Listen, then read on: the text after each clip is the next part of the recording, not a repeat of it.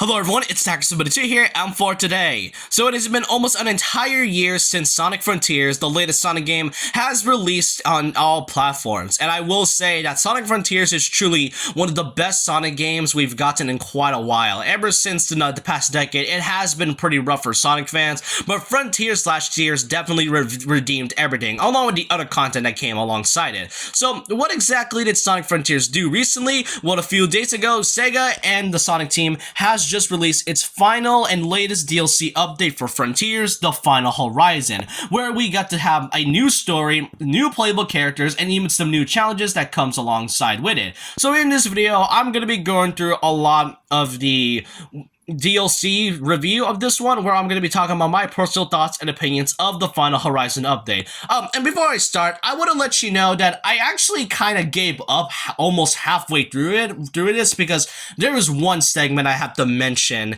that really grinds my gears, and that's something I have to rant about further on in this video. But if you know what I'm talking about, then you know. But for those who don't know, I hope you'll enjoy this review and all. And like I mentioned, I did not finish this, and I just had to just review this because, well, you know, at this point, I'd rather just wait until it gets patched. But let's get started with this question. Is the Final Horizon update that great, or is it really overhyped?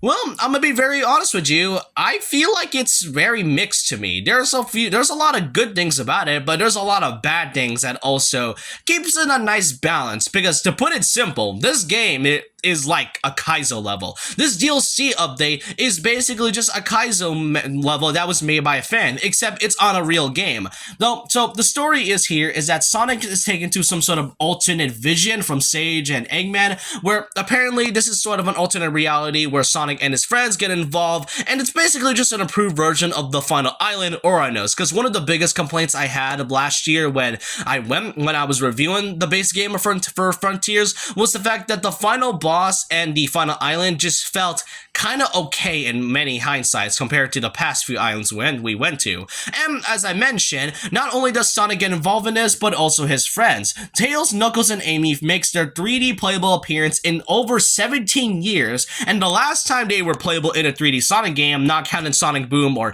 any spin-offs whatsoever, is basically Sonic 06.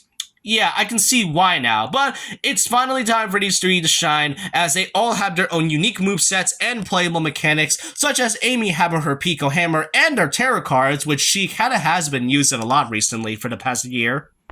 Knuckles also has his fist along with his gliding ability, and not just that, his treasure hunting senses, depending on whatever spots you have that involves treasure. And Tails not only has a variety of gadgets and mechanics like the wrench tool, and also a blaster apparently, but he also brings back the Cyclone as his dash ability from Sonic Adventure 2. It was kind of a nice surprise to see this, given the fact that Sonic Team never tends to, mention a lot of things from the past, but I am glad that as of recently, Sonic and their team has been appreciating what the past things despite the game's flaws. But the thing I have a problem with these three characters is that, now, while I am happy that they're finally playable in a 3D Sonic game after so long, the problem is that they are not suited for combat at all. Because the thing about Oranos is that there are so many high-level enemies, and some of them don't even have the homing attack. Tails specifically does not have the homing attack, while the rest do, which is so weird to me. Another thing to mention is that they can die pretty easily, which is kind of a shame, because one of the best things I loved about Frontiers was its combat system, where Sonic has a lot of satisfying combos and moveset that could pretty much be fitting for Smash Brothers, and pretty much these three, I had to avoid a lot of the mini bosses because they are not easy to fight, with the fact that they all have very low level stats. So really, I am glad that they're finally playable in this 3D Sonic game after 17 years, but the way it was executed in terms of their fighting system and just everything else, it is not fun at all. Not just that, traversing through everything else and unlocking the skill points just kind of felt frustrating at first, because it was really confusing to go and play this. The only way you can unlock a lot of these abilities is with the skill points via a Coco with a backpack. There's like color coded character Coco with backpacks, like Amy has pink, yellow for Tails, and red for Knuckles, but it's kind of hard to find them if you don't know where you're going, and especially when you have to unlock the map once again. Now, as I mentioned before, this game feels like a Kaizo level, and in so many cases, there really are moments where this game is honestly difficult. It is really difficult than the one we have from the base game, which I find it ironic because Sonic fans found Sonic Frontiers way too easy as time went on, and then Sega and Sonic Team just took that personally and makes things a bit more harder. And I actually kind of like a bit of a challenge myself, but there are moments where those challenges can go way too far. More specifically, the trials. In this game, the challenges are the trials, and keep in mind, these trials are to progress the story, so it can be really difficult if you don't know what you're doing. So the thing about it though is that there are two specific trials I have to mention. This being the snake trial, which it is pretty hard, but it's not impossible to beat. The thing about this trial is that you have to, use the side loop on these enemies. These are the enemies you fought in Kronos Island, and the problem with this though is that the shells come down very quickly and you rarely have any time to attack, and you're under a strict time limit of 2 minutes, so it is pretty hard when you try to do it. And keep in mind, this is the second trial, and don't get me started on climbing the towers. That's already the biggest issue with the whole thing. The thing about it is that when the towers are unlocked, if you are normal or hard mode, it is really difficult to go through the entire top of the tower as long as you put it in easy. But the snake trial, I want to say, is at least not hard. Unlike the next one, which I have to rant about, that being the Master King trial. Man, this trial can go die in a hole because there is no way anybody's going to beat this. Well, the thing is, it is possible to beat this, but the fact is, you're going to be very,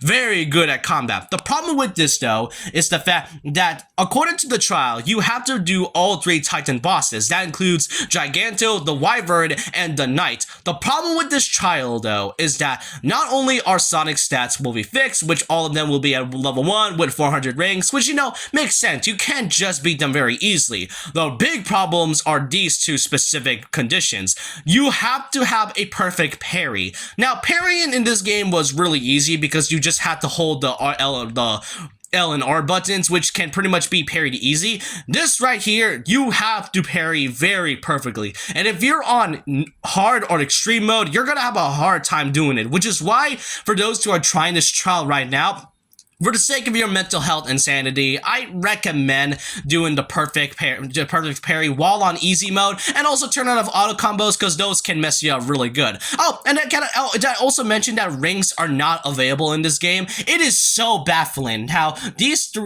bosses are truly one of the best Sonic bosses we've had in a while time, in a long time to be exact, to now become one of the most frustrating experience in this one. The Master King trial is a really frustrating experience, and I'm not the only one who thinks that. Almost everyone who has tried this trial has been very frustrated from this one because it is so unfair. There are no rings around the entire arena, and especially the Wyvern fight. The Wyvern fight is already hard enough because it takes at least some time to get the final emerald, as you have to take your time slowly. And the Knight makes you angry because the spikes always comes out of nowhere. And like I mentioned, your stats are fixed and you're under a strict time limit of 400 rings. So that's just why and there's a reason why I mentioned in the beginning on why I stopped halfway through, because this is the reason. And did I also mention that this is the final trial that you have to do before you fight the final boss? The fact that you're stuck behind a trial makes this such a frustrating experience to me. However, despite everything I have to mention about this, I will say that the final fight for after the Master King trial is truly worth it. Because the fight against Supreme was by far, if not the best improvement of a final boss I've seen in a while. One of the biggest complaints I had back in Frontiers was the fact that the final boss for Frontiers did not feel like a final boss. The original Supreme really felt so easy because there are so many things that it can do, and even in second phase, it wasn't even that difficult. And to end, if you're on like the hard mode, the problem with this one is the fact that you're pretty much stuck in basically a whole, like a whole Galaga type of thing, and that's just what I find pretty disappointed about the final boss, because unlike the past 3 bosses from the Giganto, even Wyvern, even the Knight as well, they all feel like final bosses, but the final boss is ironically doesn't even feel like a final boss. Same with the end. Supreme in this one definitely feels so worth it after you beat the Master King trial, after unlocking Sonic's secret power with the the whole cyber corruption and all, and everything about it was well executed. From the background music, from the fights, even the quick time events, even the ending where Sonic finishes off Supreme slash the end. Man, it is truly worth it. I know I stated that I stopped after the Master King trial because it is really difficult to do, but once you actually beat it and then you fight the final boss, it is truly worth it after all the trial and error and everything else. And the ending was so bittersweet, and I don't care what anyone says, this right here is basically the canon ending of Frontiers. That's all I can say about it because without spoiling everything else. I know I've already spoiled the final boss, but really, this was a very well executed and very improvised final boss than what the original Supreme has. So that's all I can say about Sonic Frontiers, The Final Horizon. It is a beautiful ending to the game, and the thing about it though is that despite everything I've stated from the flaws, because I mean, come on, screw the Master King trial, that basically feels like Dark Souls at this point. And but aside from that whole giant issue I have with this, I find this by now one of the best DLCs out there. There are some issues, and really, I'm very mixed on this, which is kind of why I will only personally give this about a 6.7 out of 10. If they don't patch the Master King trial and, fix everything of what its issue, because it is really unfair and unfun. It's not fun when you fight all the 3 bosses, and it makes me not like the Titan bosses even more, especially when you're on a strict time limit. But really, this is truly a great experience for those who love Sonic games, and I am glad that despite all the issues, Sega definitely kept pretty consistent with every new update they've given us throughout this entire year. But with that, I hope you guys enjoy Sonic Frontiers and this review and the Final Horizon itself. I may have stated a lot of things, but I still love this game. It is truly a well-done experience that